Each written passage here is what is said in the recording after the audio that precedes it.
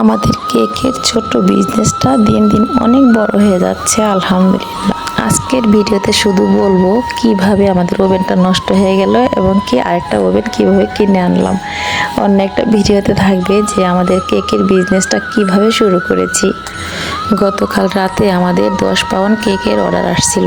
প্রতিদিন ঘুম থেকে উঠে কেক তৈরি করার প্রস্তুতি নেওয়া হয়। আমার মেয়ে অনেকগুলো ডিম ভেঙে ময়দার সাহায্যে মিক্স করার পরে দেখে ওভেনের মধ্যে কোনো কারেন্টের লাইন আসে না।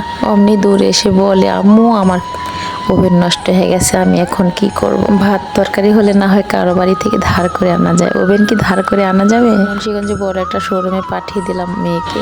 বড় একটা শোরুমে গিয়ে দেখে ওখানে কোনো ওভেন নেই। তারা বলছে একটা ওভেন অর্ডার দিয়ে আসছে, ওটা 20,000 টাকা, আসতে 2-3 লেট হবে। কি করার, যারা কেকের অর্ডার দিয়েছিল তাদের কেক লাগবেই লাগবে। আমার মেয়ে আবার কয়েকটা দিন আগে 10,000 টাকা দিয়ে একটা এয়ার ফ্রায়ার অর্ডার করেছিল, সেটা আমাদের ঘরে ছিল। এটাতে মাঝে মাঝে অনেক শৌখিন খাবারগুলো তৈরি করে খাওয়া হয়। তো এটার মধ্যে কেক বানানো যায় সেটা আমাদের জানা ছিল না। হুট করে আমার মেয়ে বলতেছে, আম্মু একটা ব্যবস্থা আছে, কোনো টেনশন করো না।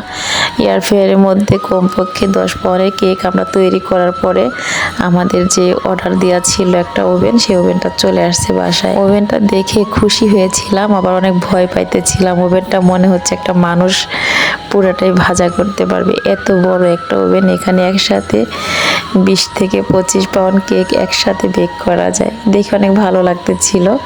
তো দিনে দিনে আমাদের বিজনেসটা আলহামদুলিল্লাহ অনেক বড় হয়ে উঠতেছে। আপনারা সবাই দোয়া করবেন। আর আসলে এই কেকের বিজনেসটা কিন্তু আল্লাহ পাকের অশেষ রহমতে শুরু হয়েছে।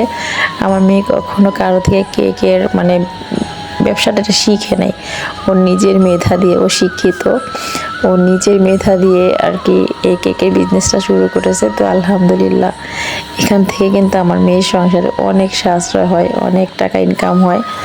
আর একটা কেক যদি মনে করেন 500 টাকা 1 পাউন্ড কেক বিক্রি করে, এখান থেকে 50-50 লাভ হয়।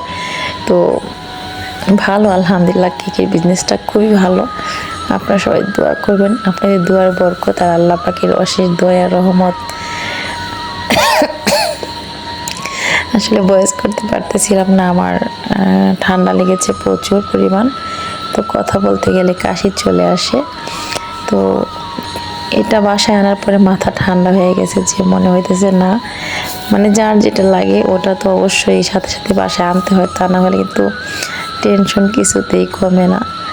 তো এখনই শুরু হয়ে যাবে কেক তৈরি করা। অলমোস্ট আমাদের ময়দা এবং ডিম চিনি দিয়ে বেক করা হয়ে গেছে। ওগুলো এখন এই ওভেনের মধ্যেই কেকগুলো তৈরি করা হবে।